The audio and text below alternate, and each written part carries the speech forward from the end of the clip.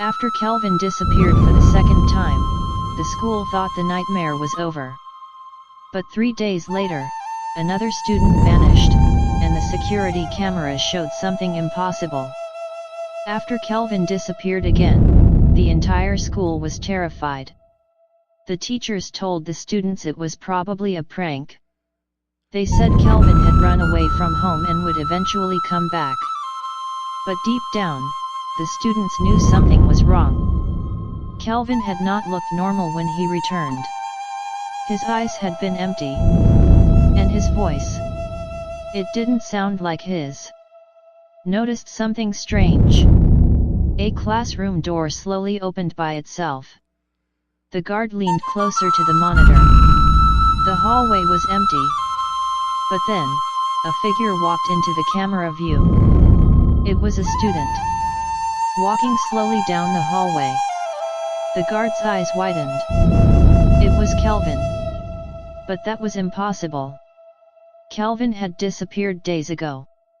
The guard grabbed his flashlight and rushed to the hallway to investigate. When he arrived, the corridor was silent and empty. But he noticed something strange on the floor. Mud. Wet forest mud. Leading toward one classroom. The guard slowly pushed the classroom door open. Inside the room, one student was sitting. 3 days passed, and slowly the school tried to return to normal. Until Thursday night. The school security guard was watching the CCTV cameras in the control room when he alone. It was David, the same student who had first noticed the warning sign in the forest during the excursion. The guard asked, "Why are you here so late?" David looked confused. I don't know," he said. "I woke up here." Suddenly, the classroom lights flickered.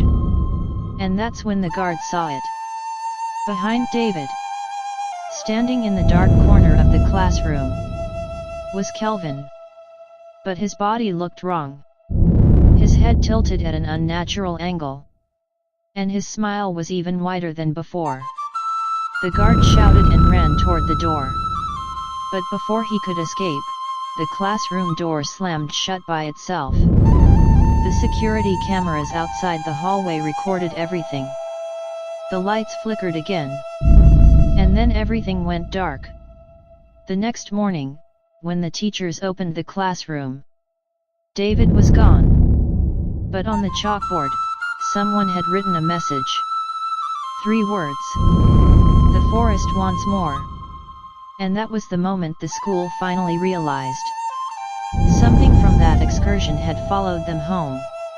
After the message appeared on the chalkboard, "The forest wants more," panic spread through Bright Future Secondary School. Parents started removing their children from the school. Students whispered in fear, wondering if Kelvin was still somewhere in the building, watching. But one student refused to stay silent. Her name was Ada. Ada was David's best friend, and she was determined to find out what had really happened during the excursion. Late one afternoon, Ada went to the school library to search for information about the old wildlife park. After hours of searching through dusty records, she found something shocking. The park had been closed 20 years ago, not because the animals escaped, but because people started disappearing there. Visitors, guards, even workers, all of them vanished without a trace. And the forest had a name. It was called the Hungry Forest. According to old reports, the villagers believed the forest demanded human souls. If someone entered after sunset, the forest would choose them. Ada's heart started racing. That's when she realized something terrifying. Kelvin had been the only student who wandered deep into the forest that evening. The forest had chosen him, but instead of killing him, it had used him as a doorway. Something from the forest had come back with him. That night, Ada decided to confront the truth. She returned to the empty school with a flashlight. The hallways were dark and silent, but as she walked past the classrooms, she heard something.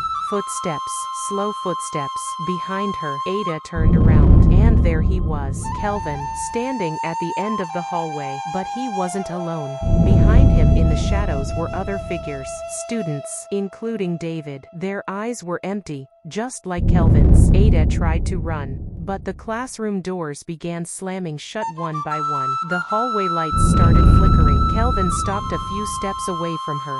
Then he spoke in that same strange voice. "We told you, the forest wants more." Suddenly the lights went out. The next morning, the school gate was locked. Teachers waited for Ada to arrive, but she never did. Inside the empty school building, the security cameras recorded one last strange thing. 3 students were seen walking silently through the hallway. Kelvin, David, and Ada, all of them smiling, and slowly walking toward the school exit, as if they were going somewhere. Subscribe for more dark African folktales.